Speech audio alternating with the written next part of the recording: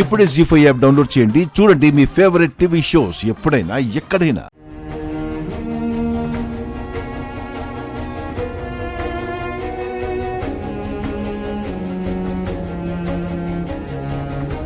భర్తలో సగభాగం భార్య అంటారు.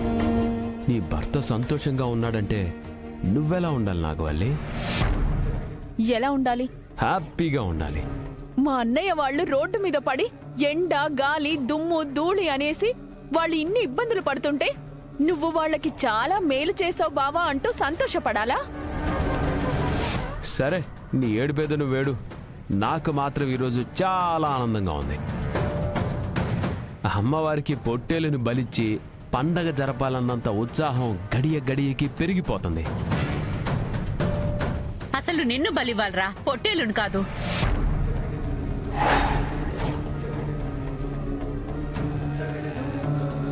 వాళ్ల ఇల్లు లాక్కున్నదే కాక నీ పైశాచిక ఆనందం కోసం గంగా వాళ్ళు రోడ్డున పడ్డా అవేవి పట్టనట్టు పండగ జరిపిస్తానంటావా? తిరుపతి, నీకు మటన్ వండుకొని తినాలనిపిస్తే పీరు సాహిబ్కి 2 కిలోలు ఆర్డర్ ఇయ్యి. అంతేగాని అబ్బోడిని పల్లెత్తు మాట అంటే ముందు నువ్వు బలైపోతావు.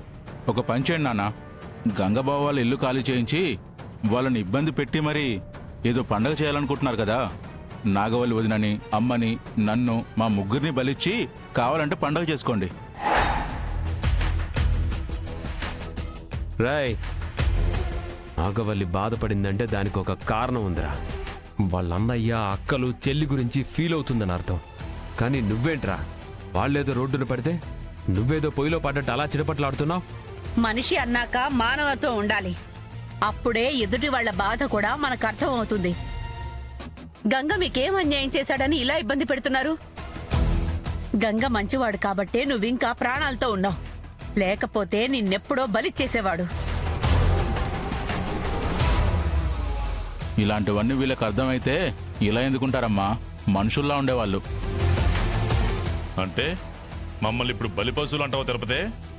ఒకరు అనాల్సిన పని లేదు మావయ్య. మంచివారిని కూడా బాధ పెట్టే వాళ్ళని ఏమంటారో మీ విఘ్నతకే వదిలేస్తున్నాను.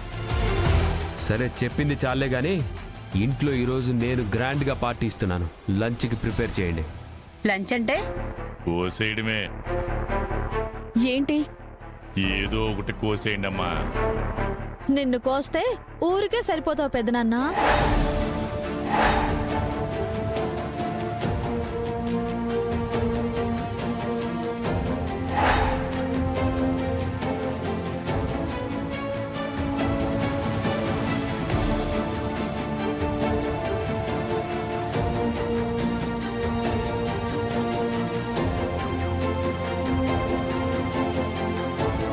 స్విచ్ ఒక్క చోట నొక్కితే ఇంకో చోట బల్బ్ వెలిగినట్టు అక్కడ నొక్కితే శివచ్చి ఇక్కడ పడిందన్నమాట.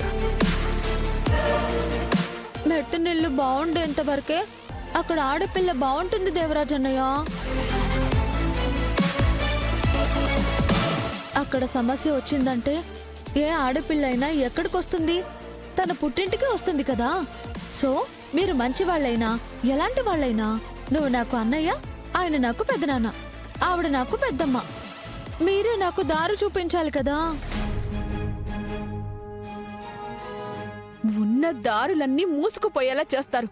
వీళ్ళెక్కడ దారి చూపిస్తారు వదినా?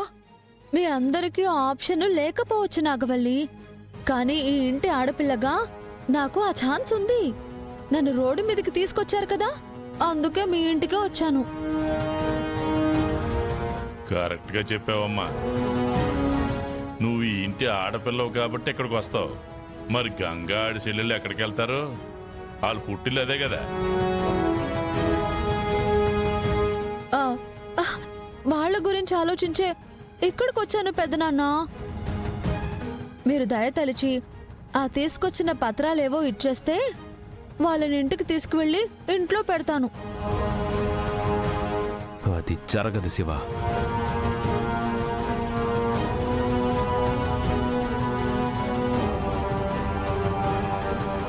ఎందుకంటే అవి పత్రాలు మాత్రమే కాదు, అసలు ప్లస్ వడ్డీతో కలిపి 15 లక్షలు. నువ్వు మెట్టి నీళ్ళు, పుట్టి నీళ్ళు అని ఓ పెద్ద డైలాగ్ చెప్పేస్తే ఇచ్చేస్తాం అనుకున్నావా?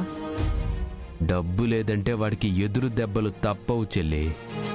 మా అన్నయ్య ఇంకా న్యాయంగా ధర్మంగా ఆలోచిస్తూ ఆగిపోయి ఉంటాడే కాని లేదంటే మీరు చేసే ఈ పిచ్చి పని మా అన్నయ్యకి గాని ఇబ్బంది కలిగించిందో మా అన్నయ్యకి వచ్చే కోపానికి మిమ్మల్ని అదే ఇంటికి తలకిందులుగా వేలాడదీసేవాడు. మటన్ షాప్ దగ్గర ఉన్న మటన్ లాగా అన్నమాట. నానా, వీళ్ళతో ఆర్గ్యుమెంట్స్ చేసుకుంటూ మనం హ్యాపీ మూమెంట్స్ అంతా వృధా చేస్తున్నాం. త్వరగా వండితే మేము తినేస్తాం కదా. హా, అయితే నా గురించి పట్టించుకోరా అన్నయ్య. పట్టించుకోమని ఎవరన్నారమ్మా? పెదనాన్న అని వచ్చావు కదా, అయినా అందరినీ కట్టగట్టి ఈదిని పడేస్తే నువ్వు మాత్రం ఇక్కడికి వస్తావని మాకు తెలీదా? లోపలికి రా. నేను లోపలే ఉన్నాను పెద్దనాన్న, కానీ గంగా బావ వాళ్ళు బయట ఉన్నారు. పేపర్లేవో ఇచ్చేస్తే వాళ్ళని కూడా ఇంట్లోకి తీసుకువెళ్తాను. పేపర్లు తీసుకెళ్ళడానికి వచ్చింది నాన్నోయ్. సరే, ఆ పేపర్లు నీ చేతిలో ఎట్టాలంటే నువ్వు ఇడాకుల పేపర్లు గంగ చేతిలో పెట్టాలా?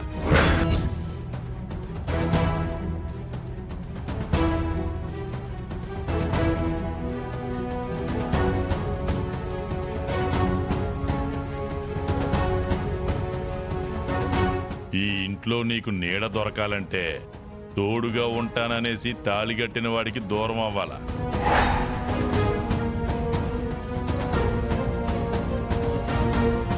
తల దించుకుని తాళి కట్టిన వాడిని కాదంటేనే తల దాచుకోవడానికి నీకు ఈడ సోటుంటాది.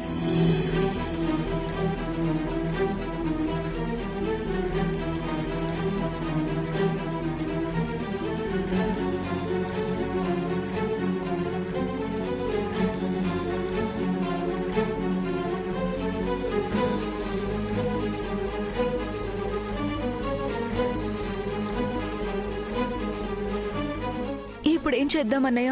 శివ ఇంకా రాలేదు. వాళ్ళు మన ఇల్లు ఇలా లాగేసుకున్నారు. కానీ ఇక్కడ మన అమ్మ జ్ఞాపకాలు, తన గుర్తుగా కట్టిన ఈ ఇల్లు, అమ్మ ఫోటోలు ఇవన్నీ ఉన్నాయి కదా. నేను కూడా తన కోసమే చూస్తున్నానమ్మా. తనొచ్చాక ఏదో ఒక నిర్ణయం తీసుకుందాం. ఆమె పోలీస్ ఆఫీసర్ కాబట్టి చాలా అడ్వాన్స్గా ఆలోచిస్తుందండి. మళ్ళీ మీ సామాన్లతో పాటు మిమ్మల్ని కూడా ఈ ఇంట్లోకి వెళ్లేలాగా ఏదో ఒకటి చేస్తుందిలేండి. మా అన్నయ్య తలుచుకున్నా కూడా ఏదో ఒకటి చేసేస్తాడు. అమ్మ బాపోయ్, ఈయన్ని బరిలోకి దించడం ఎందుకులేండి. మీ వదిన గారికి శివపార్వతి అని పేరు పెట్టారే గాని ఈయనే అసలైన గరళ కంటుడు. ఈయన గారు సీరియస్ అయితే అక్కడ అందరూ ఎమర్జెన్సీ వాటికి వెళ్లాల్సి వస్తుంది. కాకపోతే ఈరోజు చాలా ఓపిగ్గా ఉన్నారు. నేను వాళ్ళ దగ్గర డబ్బులు తీసుకోలేదు. వాళ్లే రాములత్తకి డబ్బులిచ్చేసి ఇంటి పత్రాలు తీసుకుని మోసపూరితంగా ఇల్లు ఖాళీ చేయించారు. వాళ్ళు చేసింది తప్పు అని తెలిస్తే చాలు, బయటపడిన సామాన్లంతా వాళ్లే ఇంట్లోకి తీసుకెళ్లి సర్దేలా చేస్తాను. జీ5 యాప్ డౌన్లోడ్ చేసి అన్ని ఎపిసోడ్స్ పూర్తి ఉచితంగా చూడండి.